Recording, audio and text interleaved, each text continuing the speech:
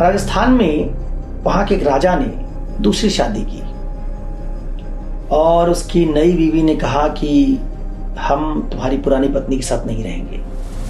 सवाल उठता है कि उन बिश्नोइयों के पास अपनी जान देके एक निर्जीव पेड़ की रक्षा करने की ताकत कहां से आई? क्यों किसी एक बड़े वैज्ञानिक ने, किसी एक बड़े तर्कशास्त्री ने पर्यावरण के लिए कोई आंदोलन ऐसा रचा हो जिसमें उसकी जान चली जाए? इसका उदाहरण आपको नहीं मिलेगा। तो जो ये आइडिया है कि आप भगवान के नाम से इच्छाओं को नियंत्रित कर सकते हैं, ये बड़ा पावरफुल आइडिया है।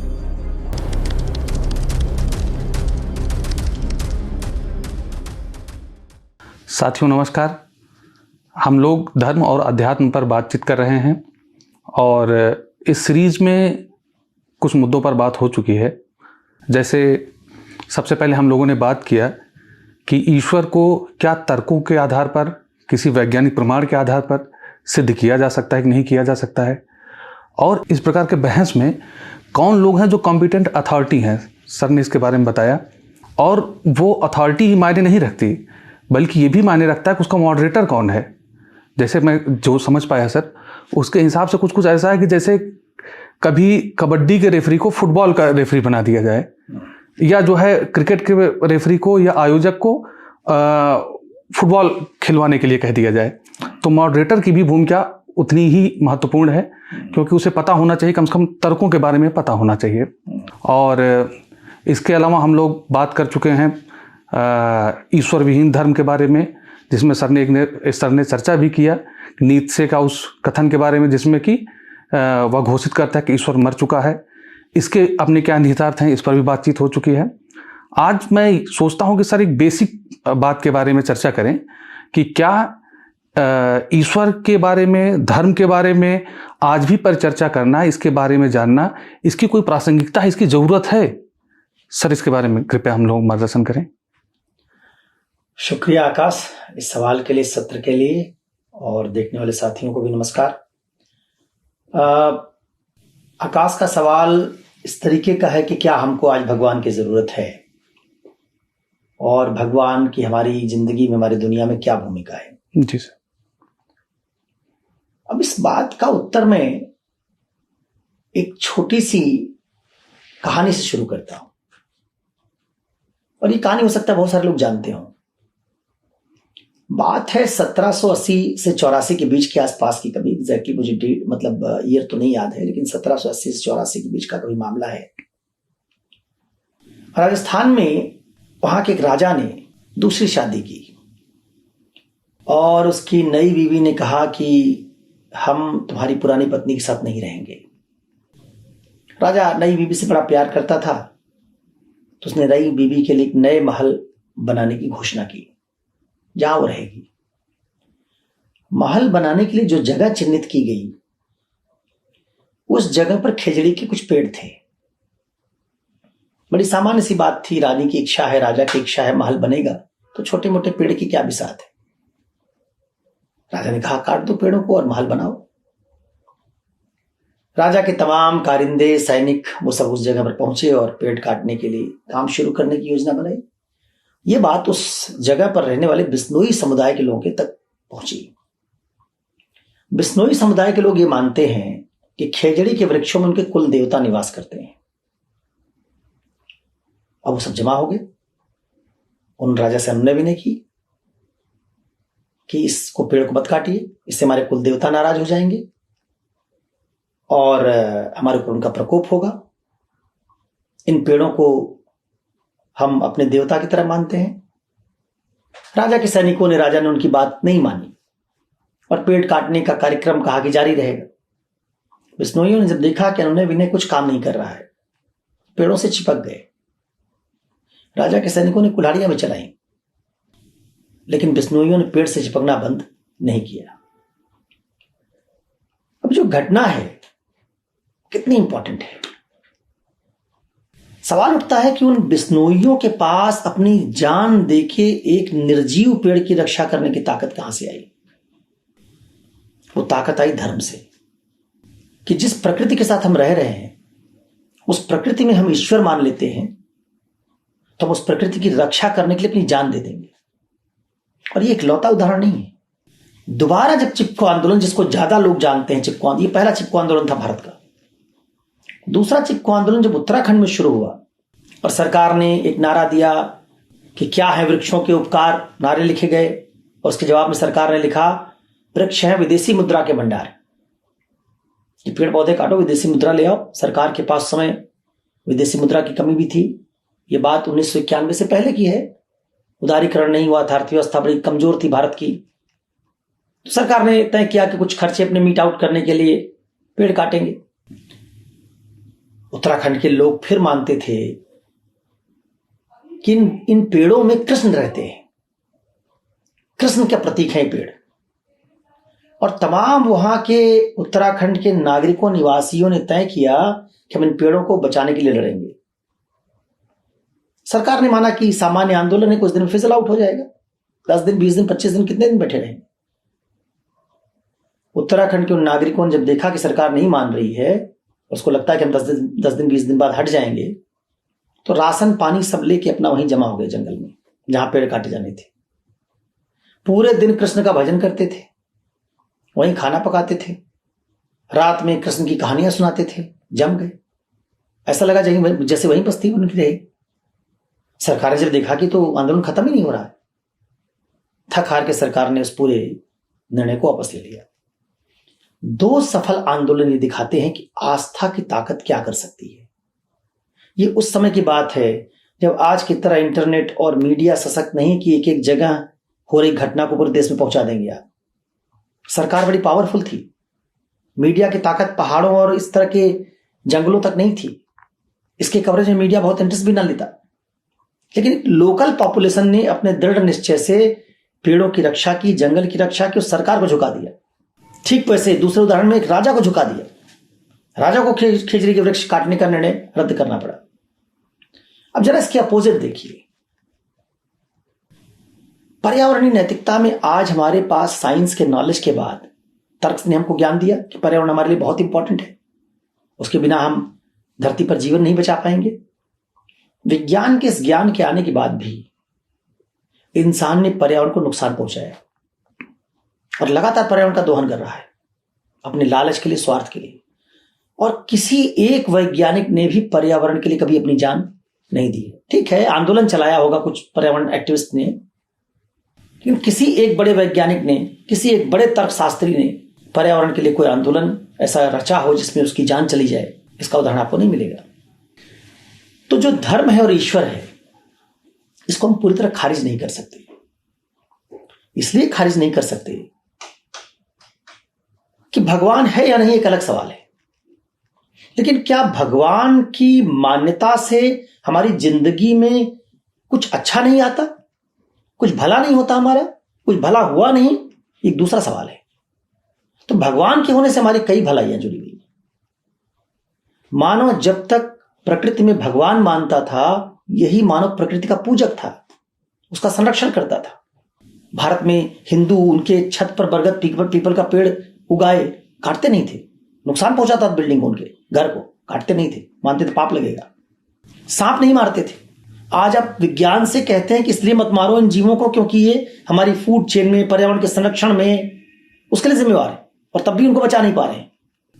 दुनिया का सबसे शक्तिशाली पशु होगा बाघ और शेर, उसकी हड्डी का चूरमा बनाने के लिए और उसकी स्किन निकालने के लिए सारे सरकारी प्रयास के बावजूद पता चला कि उसकी पोचिंग हो रही, हंटिंग हो रही।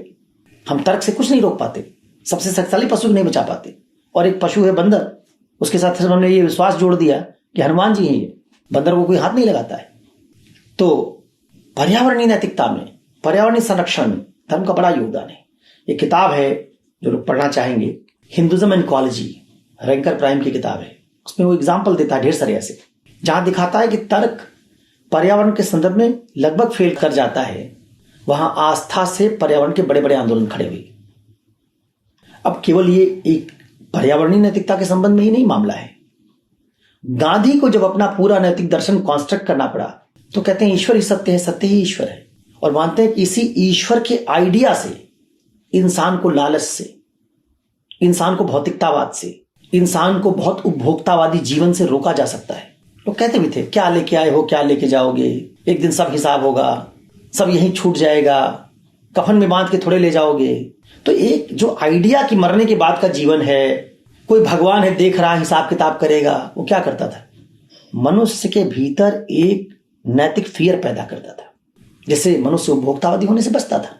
आज भी आप रोजा देख लीजिए, आप कल्पवास देख लीजिए हिंदुओं में, जो गंगा के किनारे जाके माघ के महीने में करते हैं, उसमें बड़ा कष्ट सहते हैं हिंदू। मुसलमान रोजे में बड़ा कष्ट सहते हैं, पानी छोड़ देते हैं, पूरे दिन पानी नहीं पिएंगे, पूरे दिन कुछ खाएंगे नहीं मुसलमान 30 दिन। हिंदू 1.5 महीने नदी के किनारे 1 जून का खाना खाएंगे, फर्श पर वहीं नदी के रेत पर सोएंगे पुआल डाल के। किसके नाम पर?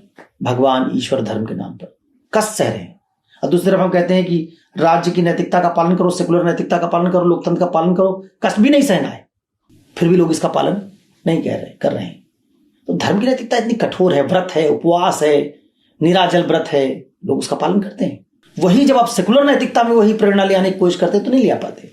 इसलिए कांत हो, गांधी हो, बड़े बड़े दार्शनिकों ने माना कि भगवान है नहीं है ये सवाल अलग है, लेकिन भगवान का महत्व है कि नहीं है ये सवाल अलग है। कांत भगवान को दुनिया का सबसे बड़ा भ्रम कहता है, ट्रांसेंडेंटल इल्यूजन है ये, अतीन्द्रिय भ्रम है ये भगवान। लेकिन कहता भगवान का आइडिया नैतिकता के लिहाज से बड़ा कारगर आइडिया है, बड़ा काम का आइडिया है। तो 2 ही विकल्प हैं, या तो मनुष्य की चेतना इतनी विकसित हो जाए कि वो अपनी ड्यूटीज को, पूरी मानव जाति के हित को अपने हित से जोड़ना समझ ले, सीख ले, उसके अंदर संवेदनशीलता इतनी विकसित हो जाए, इमोशनल इंटेलिजेंस इतना विकसित हो जाए कि वो सारे मानव को अपना भाई मान ले, पूरी मानव जाति के साथ मानववाद का रिश्ता जोड़ ले। तब तो आप कह सकते हैं कि हमको नैतिकता के लिए भगवान की जरूरत नहीं है, हम तर्क और संवेदनशीलता से वो सारा काम कर लेंगे जो आस्था करती थी। लेकिन जब तक आप मनुष्य की चेतना को उस स्तर तक विकसित नहीं कर पाते, तब तक अगर आप भगवान को भी नैतिकता से हटा दें और लोकतंत्र संविधान किसी में आस्था मनुष्य की बनी नहीं, संवेदनशीलता उसकी विकसित हुई नहीं, तो जो था वो भी चला गया, इधर कुछ मिला नहीं, तो आप किस भरोसे नैतिकता चलाएंगे? आज भी एक क्रिमिनल आदमी भी भगवान के आदमी आगे झुक जाता है, वो भी व्रत उपवास रखता है, नवरात्र का वो भी रोजा रखता है। इसका मतलब राज्य का कानून उसको नैतिक नहीं बना पा रहा है, लेकिन भगवान का डर उसको भी है। तो ये जो संदर्भ है, इसमें हम ये कह सकते हैं कि ईश्वर के होने का तो कोई प्रमाण हमने जैसे डिस्कस किया नहीं है, लेकिन ये बात समझनी होगी कि हमारी दुनिया, हमारी जिंदगी प्रमाणों पर नहीं चल रही है। दिवाली का क्या ही प्रमाण है, ईद का क्या प्रमाण है, फेथ पर है। तो दिवाली क्या हमारे जीवन में खुशी नहीं लाती? क्या होली हमारे जीवन में खुशी नहीं लाती? भले वो कहानी हिरण्यकश्यप की हो, प्रहलाद की हो, होलिका की हो, कहानी हो सकता है नकली हो, लेकिन उस कहानी के बहाने जब हम होली मनाते हैं तो क्या हमारे जीवन में उल्लास नहीं आता? क्या हम क्वेश्चन करते हैं क्या कि बात तार्किक नहीं है, हिरण्यकश्यप की कहानी इसलिए होली नहीं मनाएंगे? आप होली मनाना छोड़ देंगे, आप दिवाली मनाना छोड़ देंगे, आप ईद मनाना छोड़ देंगे, सब तो फेथ पे टिका हुआ है, तो आपका जीवन तो बदरंग हो जाएगा। तो जो हमारी पूरी जिंदगी है, इसका एक बहुत बड़ा भाग तर्क से संचालित नहीं हो रहा है, आस्था पर आधारित है। सर, आस्था से, माफ कीजिए सर, आस्था से मुझे याद आया सर, मैं हिंदी साहित्य में गांधी के आसपास में जब पढ़ता हूँ तो मैं देखता हूँ कि जन आंदोलन बनाने में, पूरे आंदोलन को, गांधी पर बहुत सारी ऐसी ग्रामीण क्षेत्रों में आस्थाएं काम कर रही थीं जो उनको करिज्मेटिक पर्सनालिटी मानते थे। वो ये नहीं जानते थे बहुत तार्किक हैं या इन्होंने कोई योजनाबद्ध तरीके से कोई अंग्रेजों के खिलाफ लड़ाई छेड़ रखी है, लोगों की समझ उतनी नहीं विकसित थी। लेकिन जब मैं पढ़ता हूँ साहित्य में तो पता चलता है गांधी बाबा आ रहे हैं और गांधी बाबा एक ऐसी लाठी लेके चलते हैं जिससे कुछ चमत्कार करेंगे, अंग्रेज उससे डरते हैं। बहुत सारे साहित्य में मैंने उस समय पढ़ा। तो जन आंदोलन बनाने में उस समय की गांधी पर जो आस्था थी, क्योंकि लोग ज़्यादा निरक्षर थे, कम पढ़े लिखे लोग थे, उसने भी काम किया वहाँ पर। दूसरी बात सर, एक बात और मुझे याद आ रही है रामानुजन जी के बारे में। वो कहते थे कि उनकी जो कुलदेवी हैं उनसे इक्वेशंस उनको मिलते थे। धर्म का जो अगर सकारात्मक पक्ष देखा जाए, ये हमारे शास्त्रीय संगीतों का जो विकास हुआ देखा जाए तो बहुत सारे उसमें जो है धार्मिक प्रतिमान ही हैं जिनके ऊपर बनाए गए। तो ये सब धर्म के सकारात्मक पक्षों में ही है। बिल्कुल, भारत में शास्त्रीय संगीत की पूरी परंपरा ईश्वर पर आधारित है। वो ओडिसी हो, कुचिपुड़ी हो, कथकली हो, सारे नृत्य माइथोलॉजी से और कहानियों से, धार्मिक कहानियों से जुड़े हुए। आप इन धार्मिक कहानियों को छोड़ दीजिए, आपका म्यूजिक गायब हो जाएगा। बड़े बड़े उस्ताद अल्लाह रखा खा, आप मैहर जाएं तो उनका वहीं पे सिरापट लगा हुआ है। देवी को, मुसलमान थे लेकिन देवी के दर्शन करके अपना वाद्य यंत्र बजाते थे। तो संगीत, कला, साहित्य, नैतिकता, संस्कृति, त्योहार, व्रत, क्या इनको छोड़ के मानव सिर्फ एक तार्किक प्राणी के रूप में रह सकता है? क्या उसके पास इन सारी भावनाओं से अलग होके सिर्फ एक वैज्ञानिक की तरह, मशीन की तरह दुनिया को समझ लेने से उसका काम चल जाएगा? अगर नहीं चलेगा तो फिर यहीं पर धर्म की भूमिका है कि धर्म को जब हम, ईश्वर को जब हम एक प्रेरणा के तौर पर लेते हैं, ईश्वर के प्रति भक्ति करते हैं, तो उससे संगीत भी पैदा हो रहा है, उससे हमारी आस्था भी मजबूत हो रही है, उससे अपने आप को अच्छा इंसान बनाने के लिए व्रत उपवास करके अपनी इच्छाओं को नियंत्रित करने। दुनिया में सबसे मुश्किल काम है इच्छा नियंत्रण, लेकिन आप देखेंगे रोजे में मुसलमान 30 दिन इच्छा पर नियंत्रण कर लेते हैं। कल्पवास में हिंदू 1 जून खाना खाते हैं, तला भुना खाना छोड़ देते हैं। तो नियंत्रण, नवरात्र में मांस छोड़ दे रहे हैं। तो जो ये आइडिया है कि आप भगवान के नाम से इच्छाओं को नियंत्रित कर सकते हैं, ये बड़ा पावरफुल आइडिया है। और सिर्फ यहीं पर नहीं, देखिए रहस्यवाद, भगवान, इसका विज्ञान के विकास में अगर हम एक हाइपोथेसिस बनाते हैं विज्ञान में, जिस हाइपोथेसिस से हम कोई थ्योरी तक पहुंचते हैं बाद में, तो उस तरह की हाइपोथेसिस बनाने का सबसे पहला आइडिया ही भगवान से आया। दुनिया किसने बनाई? हमने उस सवाल का जवाब कारण कार्य के नियम से भगवान से ढूंढना शुरू किया, और बाद में फिर अरस्तु वगैरह आए और उन्होंने कारणता के नियम को द्रव्य से, भौतिक पदार्थ से, आकार से, इनसे जोड़ के समझाने की कोशिश की। तो मैं समझता हूं कि भगवान का रोल हमारी दुनिया में बहुत सारा है। हाँ, ये जरूर है कि एक आम इंसान कई बार जब भगवान को लेके आगे बढ़ता है और उसको भगवान के बहुत सारे सकारात्मक पहलुओं की जानकारी नहीं होती, तो धीरे धीरे कर्मकांड, रूढ़ियां, पुरोहितवाद ना, ये सारे जो उसके साथ साइड इफेक्ट्स पैदा होते हैं, जो धर्म का असल में बाह्य पक्ष है, आंतरिक पक्ष नहीं। धर्म का एक आंतरिक पक्ष है जिसमें इंसान को अच्छा बनाना, उसकी चेतना से लालच, स्वार्थ निकालना, उसमें तमाम तरह के नैतिक मूल्य, संवेदनशीलता, करुणा, दया भरना, ये जो पक्ष है गौड़ बन जाता है। और मनुष्य प्रतीकों को, धार्मिक प्रतीकों को, फला दिन फला कपड़ा पहनना चाहिए, इस दिन बाल कटवा लेना चाहिए, उन कर्मकांडों में जब उलझ के रह जाता है, या ईश्वर के नाम पर कोई एक वर्ग अपना उल्लू सीधा करने लग जाए, वो कथा सुना के उससे पैसा बटोरने लगे, जैसे भारत में आज हो रहा है, भगवान के नाम पर व्यवसाय हो रहा है। एक ऐड आता था, मैंने देखा विज्ञापन टीवी पे, उसमें एक व्यक्ति कहीं किसी के यहां जाता है और उसकी आंख से दिखाते हैं कि एक किरण निकलती है, दूसरे आदमी में घुस जाती है। उसके बाद से दूसरा आदमी जिसमें किरण घुस गई, उसकी जिंदगी में सारे बुरे परिणाम शुरू हो जाते हैं, उसके व्यापार में घाटा होने लगता है, तमाम परेशानियां आ जाती हैं, और परेशान हो जाता है। फिर किसी से पूछता है तो उसका एक दोस्त सलाह देता है, कहता तुम हनुमान कवच यंत्र पहनो तो बुरी निगाह से बच जाओगे। हनुमान कवच यंत्र पहन लेता है, अब हनुमान कवच यंत्र पहन के दोबारा जाता है उस आदमी के यहाँ, उसकी निगाह इस बार जाती है और वापस टकरा के लौट आती है। इस बार उसकी बुरी निगाह उसको कोई असर नहीं डाल पाई, उसकी जिंदगी में सब कुछ अच्छा होना शुरू हो जाता है। अब मुसलमानों में हनुमान काम नहीं करेंगे, तो इसी की कॉपी करके एक दूसरा ऐड बना, उसमें एक लड़की जाती है और दिखाते हैं कि वो कुछ लड़के उसको बुरी निगाह से देख रहे हैं। उसने सहेली से अपने बताया कि मुझे डर लगता है वहां जाते हुए। उसकी सहेली ने कहा अल्लाह पीस यंत्र है, पहनो उसको। पहन के दोबारा गए, उस लड़कों ने देखा ही नहीं उसकी तरफ। तो अब धर्म की मार्केटिंग हो रही है। अच्छा सर, इससे मुझे याद आता है इस बात से कि धर्म की मार्केटिंग कोई नई चीज नहीं है। मुझे बलबन याद आता है सर, बलबन का राजत्व का सिद्धांत कुछ इसी प्रकार से था। वो अपनी गद्दी को एक तरह से वैधता देने के लिए वो कहता है कि ईश्वर का प्रतिनिधि है, जो गद्दी पर बैठेगा, जो राजा है वो ईश्वर का प्रतिनिधि है। या अपने यहाँ आप देखें बहुत सारे राजवंश जो कहते हैं कि हम सूर्यवंशी हैं, कोई चंद्रवंशी हैं, कोई फला ईश्वर से, कोई फला ईश्वर से अपने उद्भव मानते हैं। तो इसका मतलब है कि ये भी कहीं ना कहीं अपनी वैधता के लिए ईश्वर का सहारा लेते रहे, धर्म का सहारा लेते रहे। वो तो एक सिद्धांत ही था कि राज्य कैसे बना, राजा कहां से आया। उसका केवल नकारात्मक पक्ष नहीं है, उसका सकारात्मक पक्ष ये है कि लोकतंत्र तब था नहीं। तो अगर समाज में एक आदमी का शासन नहीं होगा, उसकी व्यवस्था लोग नहीं मानेंगे, तो सिस्टम कैसे चलेगा। अब वो आदमी की व्यवस्था क्यों मान ले, आदमी एक आदमी उन्हीं के बीच का अगर है तो उसकी बात क्यों मान ले। तो उसको श्रेष्ठ बनाना था। उसके लिए एक दैवीय सिद्धांत राजत्व का निकला कि राजा को ईश्वर ने राजा बनाया है, वो ईश्वर का प्रतिनिधि है।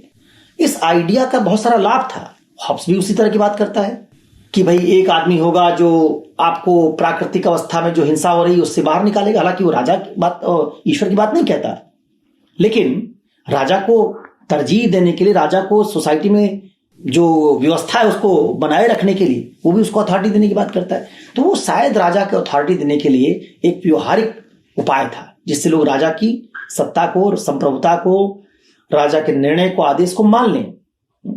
वो बाजार का मामला नहीं है। आज जो है ना वो बाजार का मामला है जहां अलग अलग बाबा वो धर्म की कथा से जनता को धर्म का प्रोडक्ट बेच रहे हैं। भगवान का इस्तेमाल, ईश्वर का इस्तेमाल वो लाभ कमाने के लिए व्यवसायिक हित से कर रहे हैं। ये एक विरोधाभासी बात इसलिए है कि धर्म आध्यात्मिकता का प्रतीक है और आध्यात्मिकता आपको भौतिकतावाद से दूर ले जाने के लिए है, और यहां खुद बाबा ही भौतिकतावादी लाभ के लिए आध्यात्मिकतावाद का इस्तेमाल कर रहे हैं। तो पूरे धर्म के आइडिया को नष्ट कर रहे हैं। धर्म को एक प्रोडक्ट की तरह बाजार में बेचने व योग्य वस्तु बना रहे हैं। अब वो जो तमाम कथावाचक हैं जो धर्म के नाम पर खूब चंदा वसूल रहे हैं, बड़ी बड़ी मोटी मोटी फीस ले रहे हैं, करोड़ों रुपया खर्च करके शादी ब्याह करते हैं और उनका मीडिया में खूब प्रचार होता है शादी ब्याह का उनके, और दूसरों को सरलता और सादगी की बात करते हैं। तो इससे भगवान के नाम का एक तरीके से लोगों को ठगने के लिए इस्तेमाल हो रहा है। इसको ठगी समझता हूं, जो बड़े व्यापक पैमाने पर हो रही है।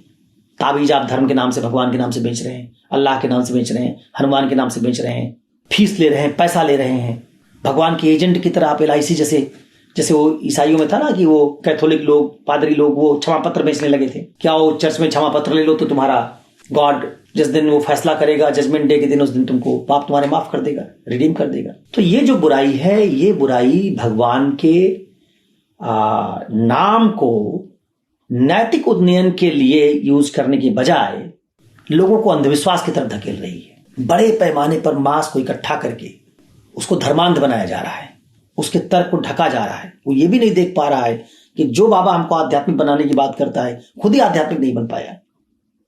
धार्मिक नेता राजनीतिज्ञों के साथ साठगांठ कर रहे हैं।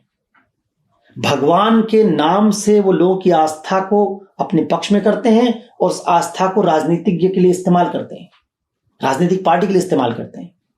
उनकी भाषा पर संयम खत्म हो गया है। तो वो सब जो बात है वो सब भगवान के नाम का दुरुपयोग है। उनकी बात क्यों सुन रहे हैं लोग? क्योंकि मानते हैं भगवान के प्रतिनिधि हैं, ये ईश्वर की बात करने वाले व्यक्ति हैं, इसलिए उनकी बात सुन रहे हैं। तो क्रेडिबिलिटी अपनी ले रहे हैं ईश्वर से, और उस क्रेडिबिलिटी का मिसयूज कर रहे हैं पॉलिटिकल गेन्स के लिए, मटेरियल गेन्स के लिए। तो मुझे लगता है कि इस लिहाज से भगवान का आइडिया नुकसान पहुंचाएगा। तो जब आप असमानता के लिए, लोगों के अधिकार छीनने के लिए, स्त्रियों को गुलाम बनाने के लिए, पितृसत्ता को मजबूत करने के लिए, श्रेणी क्रम को मजबूत करने के लिए बुर्का हिजाब में एक स्त्री को ढक दे रहे हैं, घर में कैद कर दे रहे हैं। बुर्का हिजाब से हमारी आपत्ति सिर्फ ये है इस मामले में, जिसका इस्तेमाल धर्म के तौर पर उसको पहनाया जा रहा है, उससे आपत्ति ये है कि या तो संविधान के समानता का आदर सम्मान लें जिसमें मर्द औरत बराबर होंगे, और मर्द औरत बराबर होंगे तो इसका मतलब औरत भी सेना में जा सकती है, औरत भी खिलाड़ी बन सकती है, औरत भी पुलिस में जा सकती है, औरत भी ब्यूरोक्रेसी में जाएगी, औरत भी जज बनेगी। तो क्या एक बुर्का पहनने वाली औरत सेना में जा सकेगी? क्या वो खिलाड़ी बन सकती है? तो इसका मतलब आपने पहले ही मान लिया कि वो सार्वजनिक जीवन के लिए नहीं है। तो आप समानता का उसके अधिकार वायलेट कर रहे हैं। और किससे वायलेट कर रहे हैं? एक धार्मिक नियम बता के उसको कि हमारे धर्म का पहनावा है। तो धर्म का जो मिसयूज हो रहा है हिंदू धर्म में, बाबा कर रहे हैं धर्मांध बनाने के लिए, पॉलिटिकल प्रोजेक्ट के लिए। इस्लाम में मौलवी कर रहे हैं औरतों को कैद करने के लिए। ईरान में देखिए जो हो रहा है। वहां ईश्वर का आइडिया हमारी दुनिया को नुकसान पहुंचा रहा है।